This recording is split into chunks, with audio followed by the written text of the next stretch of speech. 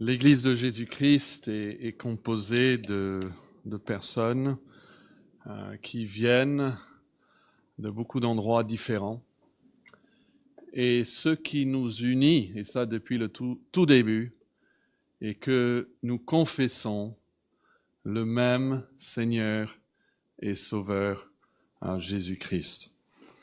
Qu'on soit juif ou païen, nous confessons le Seigneur Jésus. Et c'est même quelque chose qui est nécessaire pour le salut, c'est de confesser Jésus devant le monde. Et nous voulons donc confesser notre foi ensemble. Et nous sommes en train de poursuivre les grandes lignes de notre confession de foi. Et cette confession se présente en deux parties, en deux ensembles d'affirmations doctrinales.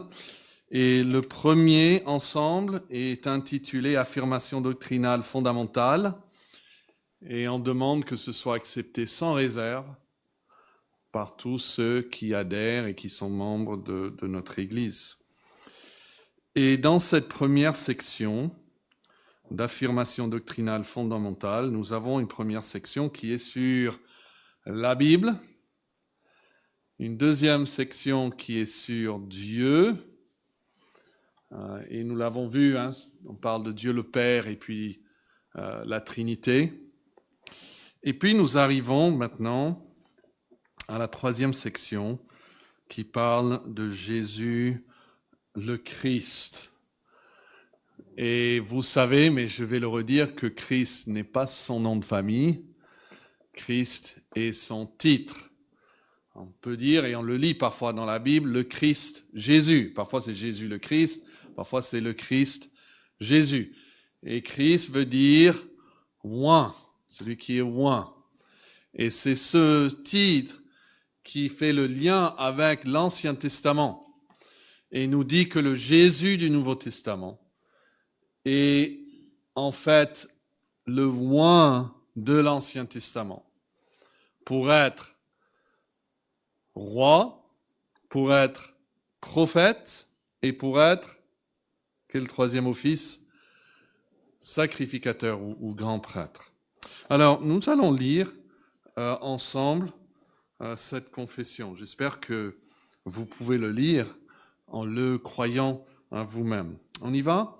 Nous croyons que Jésus-Christ est pleinement Dieu, qu'il est l'unique Fils du Père, le reflet de sa gloire et l'exacte représentation de sa nature. Éternellement Fils de Dieu, nous croyons qu'il est devenu parfaitement homme en ajoutant à lui-même une nature humaine authentique au moyen d'une conception virginale. On ne va pas lire les références, on continue. Nous croyons que, en tant que notre substitut, Christ a vécu une vie sans péché. Nous croyons qu'il a volontairement donné sa vie en versant son sang, qu'il a souffert le châtiment de la colère de Dieu contre nos péchés. Nous croyons que Christ est ressuscité en chair, est sorti du tombeau et est monté au ciel, où il intercède pour nous et demeure éternellement et parfaitement Dieu et homme. Voilà.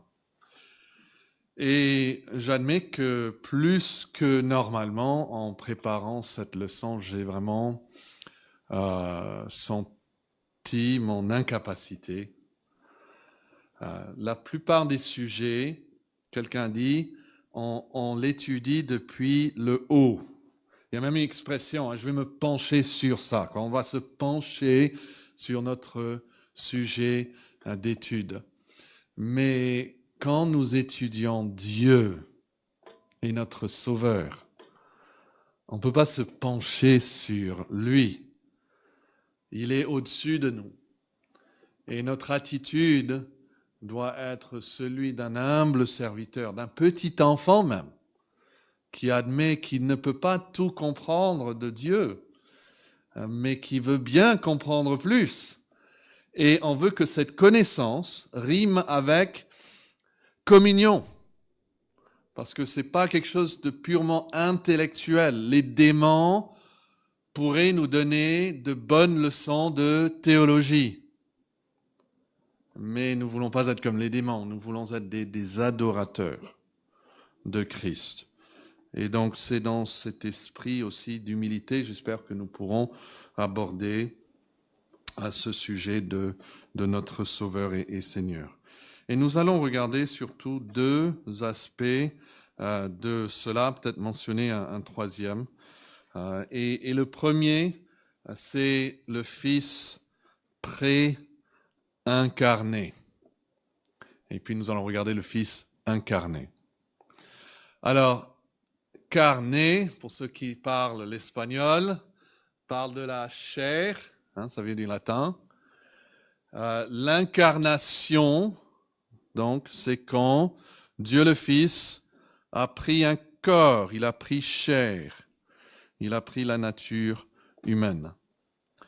Mais la question se pose, quand est-ce que Jésus a commencé d'exister? Comment est-ce que Dieu le Fils, plutôt, a commencé à exister? Est-ce qu'il a connu le début de son existence dans le sein de Marie, sa mère? Ou est-ce qu'il y a eu pour Jésus un moment de pré-incarnation,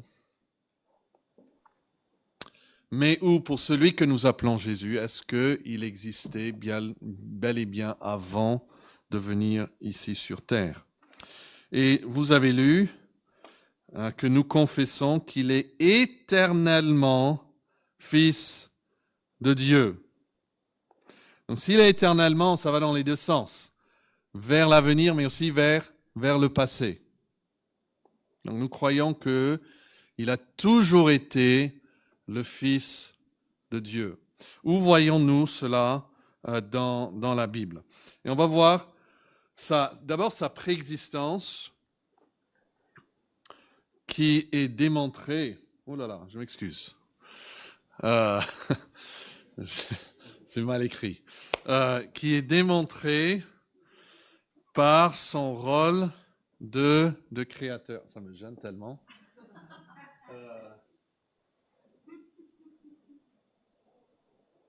Tu peux venir m'ajouter un R. Tu peux, oui, parce que quelqu'un va prendre une image de ça, tout ça démonter, tout ce que je dis. Sa préexistence est démontrée par son rôle de créateur. Et quand vous pensez au rôle de créateur, est-ce que vous pouvez garder en tête 3 passages? Tous des chapitres 1. Jean 1, Colossiens 1, et puis... tant pis, un peu pas. Et puis Hébreux 1. Ok, c'est quoi les 3 passages? Jean 1, Colossiens 1 et Hébreux 1. On va les regarder ensemble. Il y a Jocelyn qui arrive.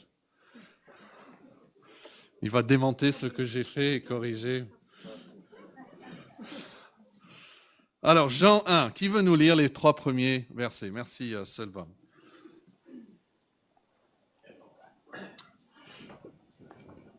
Merci.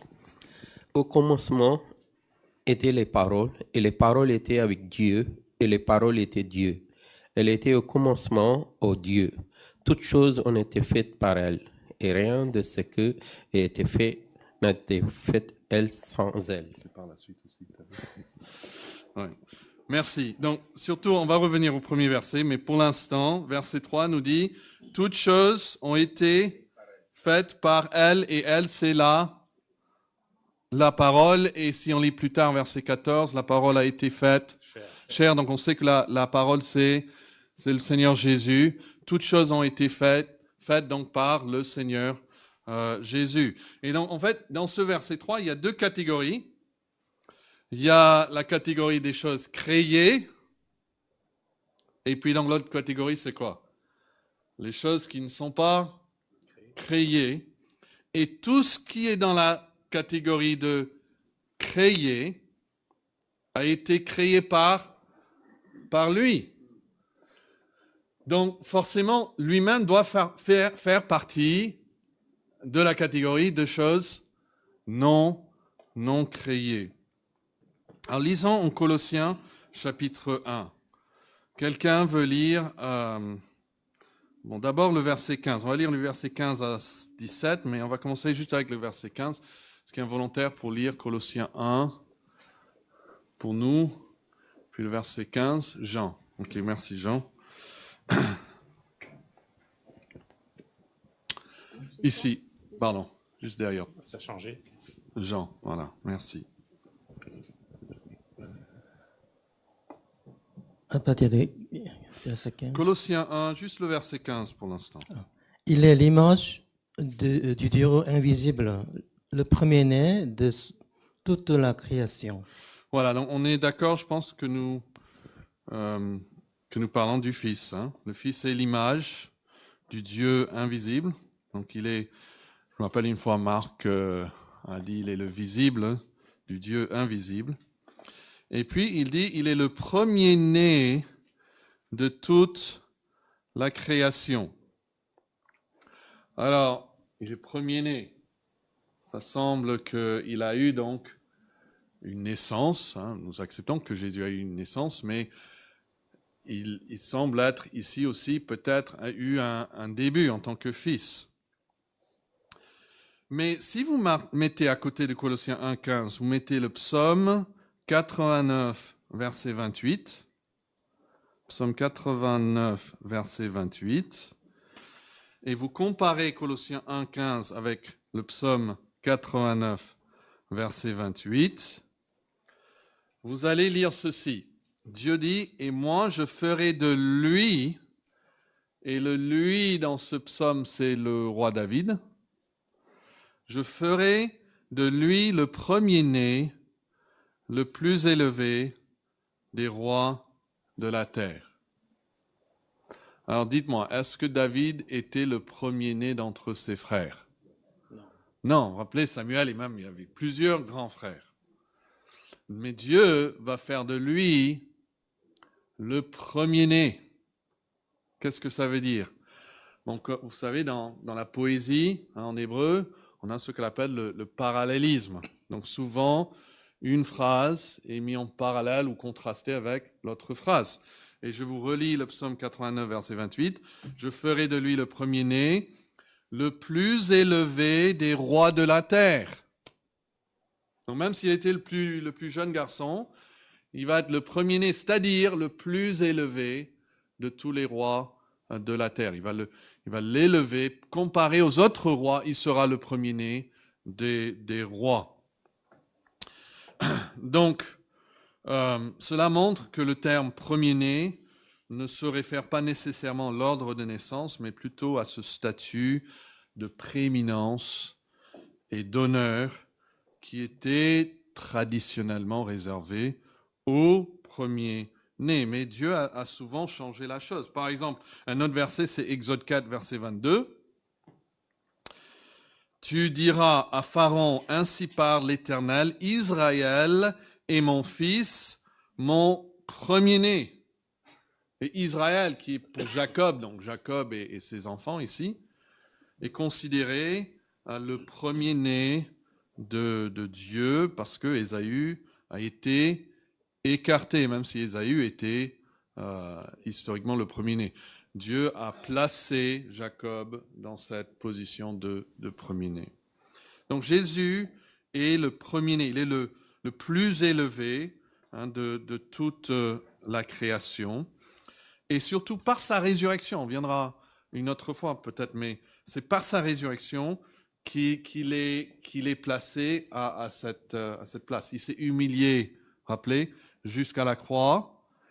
Et c'est pourquoi le Seigneur l'a élevé et lui a donné un nom qui est au-dessus de tout nom. Ça, c'est avec la résurrection et l'ascension, afin qu'au nom de Jésus, tout genou fléchisse et il sera appelé Seigneur, hein, Seigneur des seigneurs et roi des rois.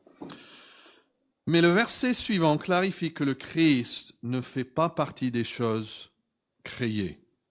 Okay, tu peux maintenant, Jean, lire les versets 16 et 17. Colossiens 1, 16 et 17. Car en lui ont été créées toutes les choses qui sont dans les cieux et sur la terre, les visibles et les invisibles, trône, dignité, domination, autorité. Tout a été créé par lui et pour lui. Il est avant toutes choses et toutes choses subsistent en lui. Voilà, donc même dans le texte, c'est très clair, car en lui ont été créées toutes les choses. Si vous lisez Genèse 1, vous savez que Dieu a tout créé par sa parole, n'est-ce pas? Et ici, d'une manière qui nous échappe, on voit non seulement que Dieu a créé l'univers à partir de rien par sa parole, mais que Christ était la parole par laquelle Dieu a tout créé.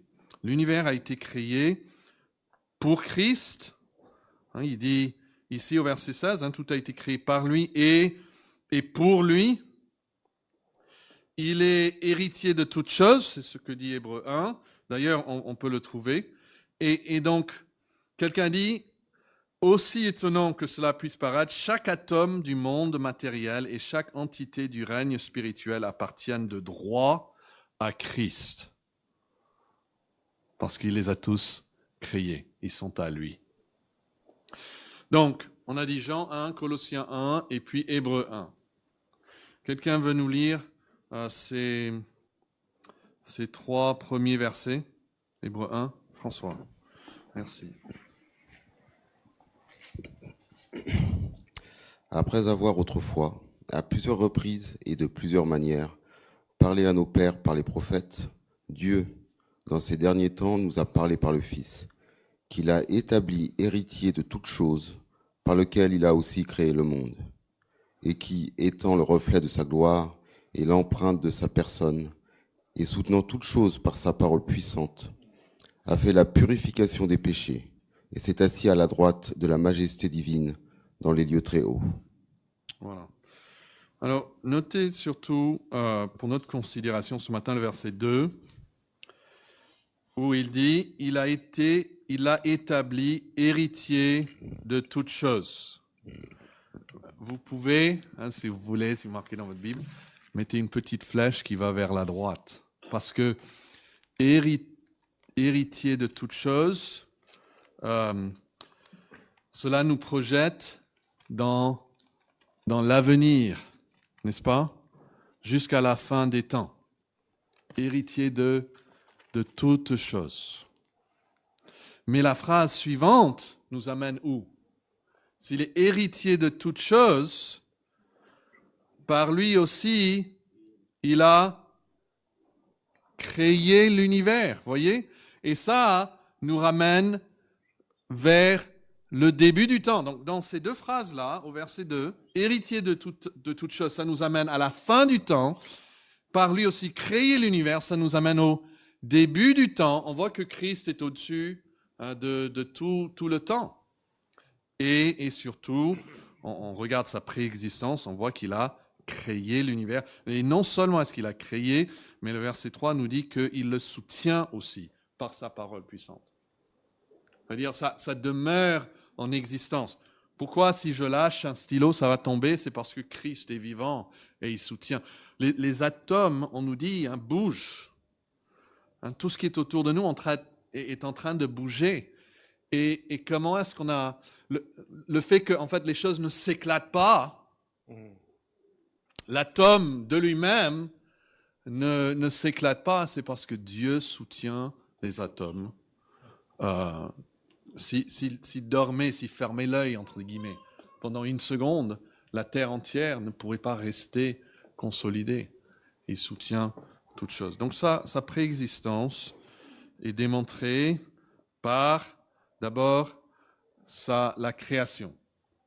Et puis deuxième chose, sa préexistence est démontrée par la mission qui lui est confiée de venir dans le monde. Et je ne m'attends pas que vous notez toutes les références. C'était en fait juste pour faire une impression sur nos esprits, parce que plus de 40 fois en Jean, il est mentionné le fait que Jésus est venu dans le monde.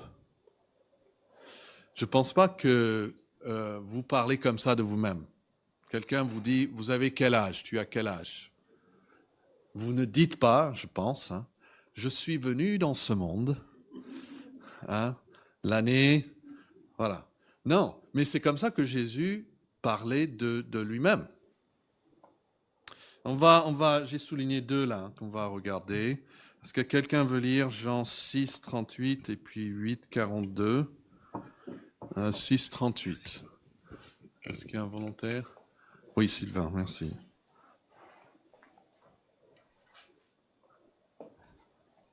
Jean 6, 38.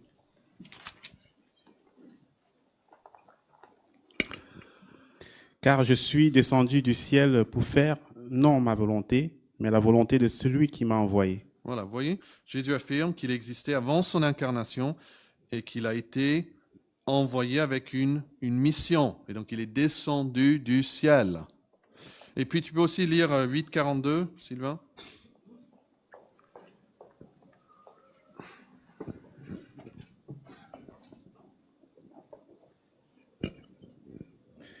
Jésus leur dit, si Dieu était votre Père, vous m'aimeriez, car c'est de Dieu que je suis sorti, que je viens. Je ne suis pas venu de moi-même, mais c'est lui qui m'a envoyé. Voilà, encore, il est sorti, le dit lui-même, il est sorti de Dieu.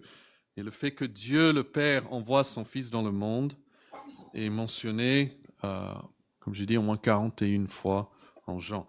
Et puis Galates 4, verset 4, probablement vous le connaissez par cœur.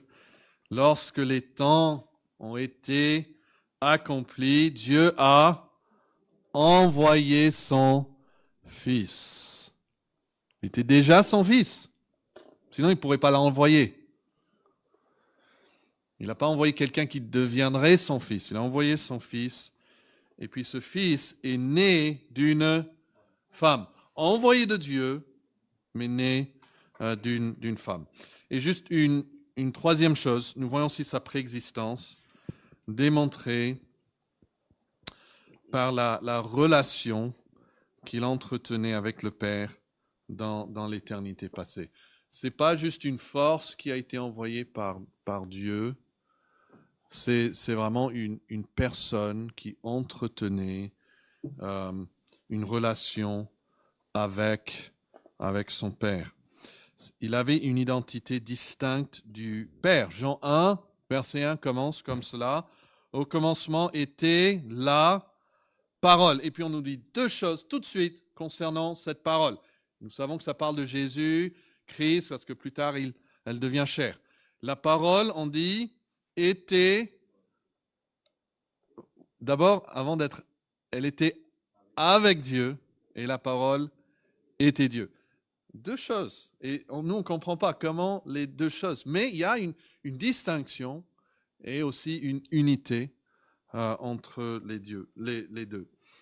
Cette deuxième personne de la Trinité était avec Dieu. Donc une expression qui souligne une certaine identité ou conscience distincte de son Père. Et cette relation est surtout marquée par l'amour. Et Jean 17, verset 15, c'est la prière, c'est ce que nous considérons le mardi soir. Jésus prie cela. Écoutez, Jean 17, verset 5. Et maintenant, Père, glorifie-moi auprès de toi-même de la gloire que j'avais auprès de toi avant que le monde soit. Il dit, moi je veux revenir à cette gloire que j'avais avant que le monde soit. On peut noter 2 choses sur ce verset. D'abord, Jésus désire une gloire comme celle qu'il a connue avant la création de l'homme. Cela nous indique qu'il existe une gloire qui surpasse de beaucoup toute la gloire que l'être humain peut rendre à Dieu. Parfois, les gens imaginent que Dieu se trouvait seul, et il s'ennuyait, Il se dit, bon, il faut faire une création. Non, ce que Jésus désire, c'est la gloire qu'il avait même avant la création du monde. Il ne souffrait pas d'un manque de gloire. Mais on apprend aussi que c'était une gloire partagée. Partagée. Il dit, Père, glorifie-moi auprès de toi-même, de la gloire que j'avais auprès de toi avant que le monde soit. Et ces mots Père, d'abord, juste le mot Père, qui souligne une relation, et auprès de toi indique une relation, un échange, une communion, une communication. Et en fait, nous ne pouvons pas avoir un Dieu qui est amour sans la Trinité. Parce qu'un Dieu qui est monopersonnel ne peut pas aimer. Mais quand nous avons une triunité, nous avons un amour qui peut être exprimé et partagé, et une gloire qui peut être exprimée et partagée parfaitement. Et plus tard dans la prière, c'est au verset 24, si vous voulez noter la référence, Jean 17, 24, il dit, Père, je veux que là où je suis, ce que tu m'as donné soit aussi avec moi, afin qu'ils voient ma gloire. Quelle gloire? La gloire que tu m'as donnée parce que tu m'as aimé avant la fondation du monde. Avant la fondation du monde, tu m'as aimé. C'est un amour partagé avant même l'arrivée du monde. La divinité peut recevoir l'amour d'une autre personne de la divinité. Un théologien a fait la remarque que le Fils unique était l'objet de l'amour du Père, bien avant qu'il ne devienne l'objet de notre foi. Le Père déjà l'aimait. Donc, le Fils existait bien avant de venir ici sur terre. C'est pour ça que c'est une humiliation pour lui de venir ici sur terre. J'espère que même si cela nous dépasse, nous acceptons cette vérité. Donc on a le Fils préincarné ou la préexistence, et puis nous croyons dans un Fils incarné. Un Fils incarné. Et encore, notre confession de foi dit qu'il était éternellement Fils de Dieu. Nous croyons qu'il est devenu parfaitement homme. Écoutez cette phrase. En ajoutant à lui-même une nature humaine authentique au moyen d'une conception virginale. Donc, une chose qu'on veut noter, c'est ce mot « en ajoutant ». Et on veut comprendre que l'incarnation est une addition. Si on compare aux mathématiques, c'est une addition, ce n'est pas une soustraction. Jésus, Dieu le Fils, n'est pas devenu moins qu'il était en venant sur terre. Même Philippiens 2, 17, où il s'est dépouillé lui-même, il s'est vidé, on se dit, mais comment est-ce qu'il s'est vidé? Il a dû abandonner peut-être quelques-uns de ses traits, quelques-uns de ses attributs. Mais il dit clairement qu'il s'est dépouillé comment? Le verbe est en prenant. Il s'est vidé en prenant. Comme, je ne sais pas, un roi qui, comme Jésus l'a fait lui-même, il s'abaisse pour nettoyer les pieds de ses disciples. Et ce roi devient serviteur, il s'humilie en devenant serviteur. Cela ne veut pas dire qu'il n'est plus roi. Jésus lui-même, il dit, vous m'appelez maître et vous faites bien de le dire. Mais si moi, votre Seigneur et maître, je vous ai fait cela, vous devez aussi faire cela. Donc Jésus, le Fils, et s'est dépouillé en prenant une forme de serviteur, non pas en abandonnant quelque chose. Étant Dieu, sa nature divine ne peut pas changer. Il demeure, le Fils demeure, a toujours été omniprésent, omniscient, etc. Notez par exemple Jean 1,18. Il dit « Personne n'a jamais vu Dieu, le Fils unique qui est dans le sein du Père est celui qui l'a fait connaître. » Jésus est dans le sein du Père, au même temps qu'il l'a fait connaître ici sur terre. Il a cette communion parfaite avec lui.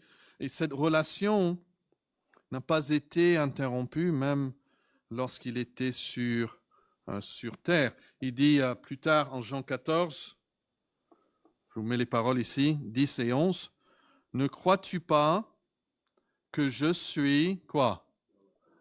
Je suis dans le Père. Et que le Père est en moi. Les paroles que je vous dis, je ne les dis pas de moi-même. Et le Père qui demeure en moi, c'est lui qui fait les œuvres. Croyez-moi, je suis dans le Père. Et le Père est en moi. » Jésus explique qu'il est dans le Père, même lorsqu'il est physiquement présent sur la terre. Et ça souligne son omniprésence et sa divinité. Mais quelqu'un dit, mais comment est-ce qu'un corps physique peut vraiment porter la divinité? Ça, c'est impossible. Il a dû quelque part abandonner quelque chose. Et Colossiens 2,9 nous donne la réponse quand il dit « Car en lui habite corporellement toute la plénitude de la divinité. » C'est là, toute la plénitude étant Jésus-Christ. Et tout à l'heure, nous avons lu en Hébreux 1,3, le Fils est le reflet de sa gloire et quoi d'autre? L'empreinte de sa personne. Même incarné, Jésus continuait à soutenir, comme il dit plus tard, il soutient toutes choses, soutenir l'univers par sa puissance, était le reflet aussi du Père. Et c'est pour ça qu'il est le prophète parfait, parce que il dit, celui qui m'a vu, a vu qui?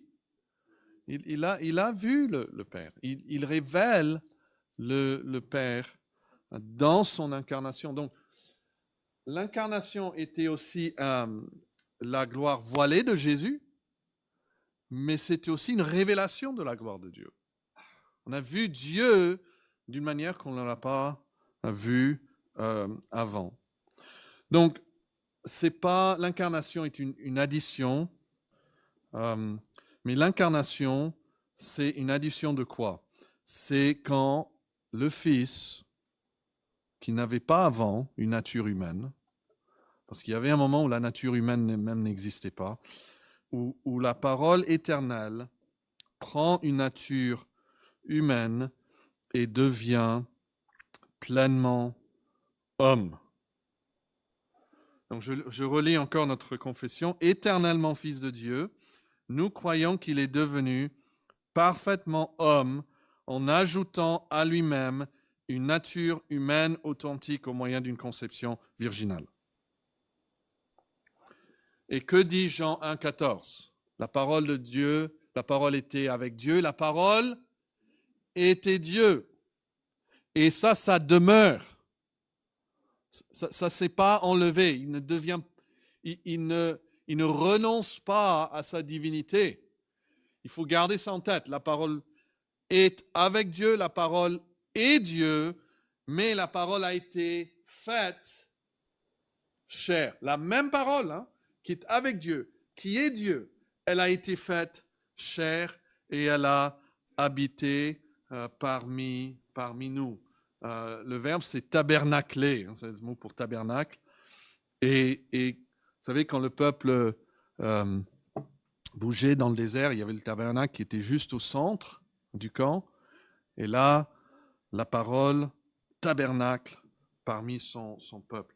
Donc, le Fils n'a pas changé en devenant homme, mais il a ajouté une humanité complète à son être éternel. Le français Louis Bonnet dit ceci: l'union de la nature divine et la nature humaine, qui ressort clairement de ce rapprochement entre Jean 1 et 1,14, où il est Dieu, mais il devient homme. Il dit c'est un grand mystère. Mais c'est ce que Paul appelle en 1 Timothée 3,16 le mystère de la piété, où Dieu devient chair. Parce qu'il est, pour l'homme pécheur, la source de sa réconciliation avec Dieu et de toute la vie chrétienne. Il n'y a tout simplement pas de salut sans cela. Vous dites, oh, c'est des détails. Oui, mais c'est des détails qui changent notre éternité. On devrait s'intéresser à ces détails. On devrait réfléchir. La Bible est là pour nous pousser à réfléchir. Le théologien Mélenchon, à pas confondre avec Mélenchon, mais il travaille avec Luther, et il était encore plus un théologien que Martin Luther, même très très intelligent. Mais j'ai lu que sur son lit de mort, il a dit qu'il se réjouissait de pouvoir bientôt connaître comment Jésus-Christ pouvait être à la fois Fils de Dieu et Fils de l'homme, parole éternelle, devenu chair ici-bas. Parce qu'il comprenait qu'ici, nous connaissons en partie, mais un jour nous connaîtrons, comme dit un Corinthien, nous-mêmes nous sommes connus. Donc, le plus que nous étudions ces choses, le plus que nous réalisons que cela nous dépasse. C'est comme un enfant, il dit « Ah, les étoiles, oui, je les connais, je les ai vues. » Mais il devient grand, il commence à étudier les étoiles, et il réalise qu'il y a beaucoup de choses qu'il ne comprendra même jamais. Et c'est la même chose avec notre Sauveur. Le plus, et nous devons chercher à plus comprendre, mais garder cette attitude qu'il est au-dessus de nous, il nous dépasse. C'est quelque chose qui est en 2 dimensions, on ne peut pas comprendre quelque chose qui est en 3 dimensions. Et nous, même si on est en 3 dimensions, comment est-ce qu'on peut comprendre l'infini? Et puis l'infini qui s'incarne et devient un homme. Sa personne n'était pas humaine, dit quelqu'un d'autre, comme la nôtre, mais divine. Et donc quand on parle de la personne de Christ, c'est une personne divine. Il mérite donc d'être adoré. Celui qui était de toute éternité est resté le même, mais avec un ajout. Son incarnation était une prise de l'homme en Dieu. Ce n'était pas un homme fait Dieu, mais Dieu fait homme. Pas un homme fait Dieu, mais un Dieu fait homme. Son incarnation était la prise de l'homme en Dieu. Quelqu'un d'autre l'a dit comme ceci. Si l'on disait que Dieu a donné le monde pour son Fils, cela ne susciterait aucun émerveillement. En revanche, de dire que Dieu a donné son Fils pour le monde frise l'incroyable. Donc il est devenu chair, il est devenu pleinement homme. Et cette incarnation, une troisième remarque là-dessus, cette incarnation donne à Jésus-Christ 2 natures dans une personne. Ok, ça nous fait réfléchir. Dans la Trinité, nous avons une essence. Ils sont égales en essence et en gloire. Mais en 3 personnes, n'est-ce pas? Dieu le Fils, Dieu le Père, Dieu le Saint-Esprit. Mais dans l'incarnation, une de ces personnes prend une deuxième nature. Et ces natures demeurent distinctes. C'est des choses que l'Église a dû, au début, c'est ce qui est normal, que quand on essaye de comprendre ces choses, on commence toujours avec le plus important. Enfin, on devrait commencer en tout cas avec le plus important. Si vous lisez l'histoire de la doctrine chrétienne, vous verrez la première chose qu'ils ont dû débattre et étudier ensemble, c'est la personne et l'œuvre de Jésus-Christ. Et nous sommes reconnaissants pour leur travail. Donc le symbole de Chalcédoine en 451 exprime clairement la doctrine de ce qu'on appelle l'union hypostatique, où il y a ces deux natures, en disant que Jésus-Christ, écoutez ceci, est reconnu en deux natures. Quelles sont les deux natures? Nature humaine, nature divine, qu'il avait toujours, nature humaine qu'il a prise. Ces deux natures sont sans confusion, sans changement, sans division, sans séparation. La distinction des natures n'étant nullement supprimée par l'union, mais plutôt les propriétés de chacun étant sauvegardées et réunies en une seule personne, une seule hypostase. Donc les deux natures ne pouvaient être changées en l'autre, car Dieu est immuable. La nature divine de Jésus n'a pas changé. Dieu ne peut pas changer. Il est impossible que la nature de l'homme devienne la nature de Dieu, puisque l'essence de la divinité est incommunicable. Dieu, tu ne peux pas communiquer cette nature à nature humaine. Donc, c'est pour ça que, en fait, il y a dû avoir l'incarnation. Dieu, c'est pas que Dieu a juste dû s'humilier en tant que Dieu, mais il a dû carrément prendre la nature humaine de l'homme. Donc, les perfections de la nature humaine du Christ sont infiniment en dessous des attributs qui sont essentiels à la divinité, même si ils sont parfaits. Il est parfait dans son humanité comme dans sa divinité. Donc il y a cette union parfaite de la divinité et l'humanité de Jésus-Christ. Et dans la Bible, on voit plusieurs exemples où des actes accomplis surtout par l'humanité de Christ, on va dire sa nature humaine, sont attribués à sa personne, qui est divine, et vice-versa. Donc ça illustre cette union, et encore, je vais vous donner ce nom parce que ça existe depuis des siècles, hypostatique, Jésus pleinement Dieu, pleinement homme, en une seule personne, deux natures, unies en une, deux natures distinctes, mais unies dans une seule personne. Le Fils de Dieu, le Logos, la parole divine, prend sur lui une nature humaine et agit selon ces deux natures. Donc le Christ, quelqu'un dit, accomplit ses œuvres d'autorité à partir de sa nature divine, mais ses œuvres de ministère à partir de sa nature humaine. Mais comme ces deux natures sont maintenant unies dans une seule personne, ces actes, ces opérations, à partir de ces deux principes, sont conjoints dans une seule médiation. Donc Jésus-Christ, en tant que notre médiateur, il a besoin de ces deux natures. Et que ces deux natures soient unies dans que ce soit la même personne qui le fait. C'est pour cela que ce n'est pas faux de dire, même en tant que les protestants, on est un peu frileux de le dire, mais ce n'est pas faux de dire que Marie est la mère de Dieu. Si nous parlons uniquement de Dieu le Fils, et si nous comprenons qu'elle n'est pas la mère de sa nature divine, mais uniquement la mère de sa nature humaine. Néanmoins, la personne qu'elle a enfantée est Dieu, n'est-ce pas?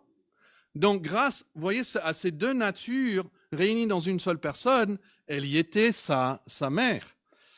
Et il y a des actes humains attribués au Christ divin.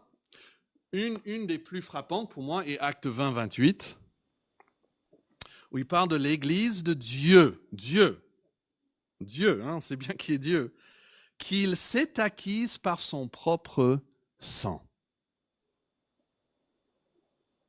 C'est frappant ça. Dieu a donné son sang. Mais Dieu ne peut pas donner son sang. Il n'est pas il n'a pas de corps. Un de mes anciens profs a dit ceci, il a dit l'antécédent grammatical de son, où il a donné son propre son ici, doit être Dieu.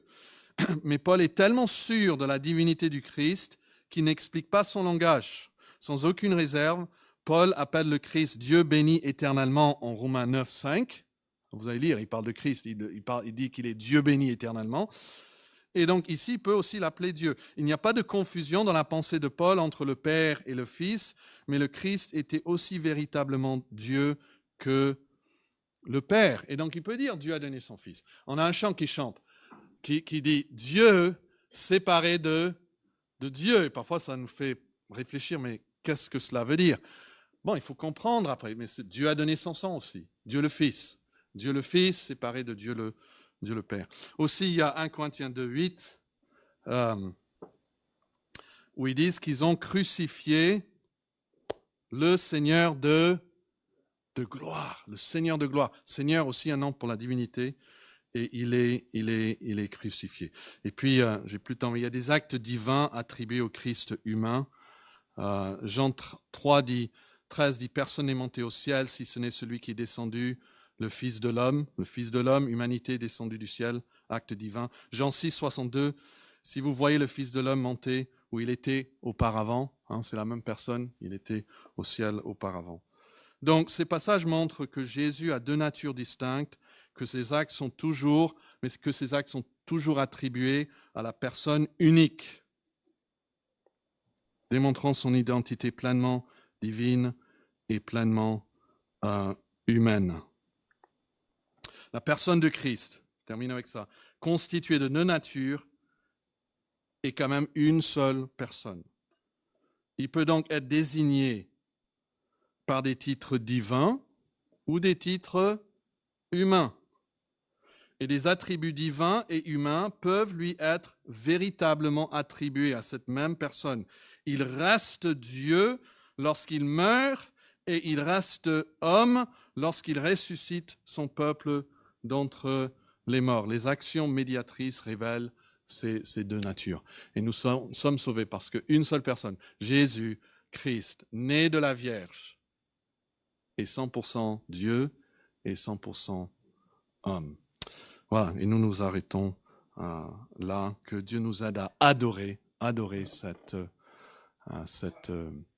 personne historique. Nous adorons le Fils de Marie.